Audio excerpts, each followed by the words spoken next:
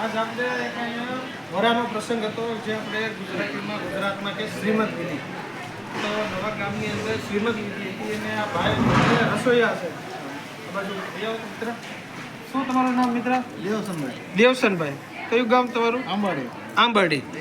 તમે રસોઈ જે બનાવવા આવ્યા બધી તમે તેલ વાપરતા હશો. આજે તમે બધા તેલ વાપર્યા, બીજા તેલમાં અને આ તેલમાં કાંઈ ફરક પડે ખરો? આમાં ફરક પડ્યો 30 કિલો 5 કિલોનો. 30 કિલો એ 5 કિલો તેલ? હા, ફાયદો છે આમાં 30 કિલો. આ તમે જે તેલ ભરો છો આ બળ્યું નથી, જો આ છે એમનો એ રીતનું છે. આમાં બીજી વાર બની શકે ખરું. આ તમે કેટલા ભજીયા એક ધારા તળ્યા ત્યારબાદ આ તેલનો ક્વોલિટીની અંદર ફરક પડતો નથી. નથી, બરાબર? અને બીજો બધો આ ભાતની અંદર ભાત પણ આપણે આરસીએમના હતા તો એની અંદર તમે કેટલા લખાવેલા ભાત હતા? અમારે 21 કિલો જોઈએ, 15 કિલો થઈ રહ્યું. 15 કિલો છે, છતાં પણ એ જે પડ્યા છે પડ્યા છે. 2 કિલો.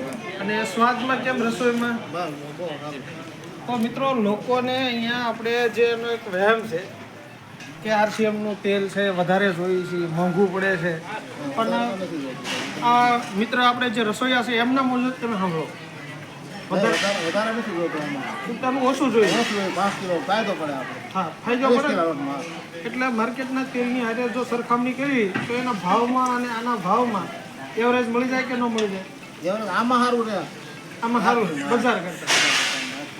હા, તો ધન્યવાદ મિત્રો, નમસ્કાર.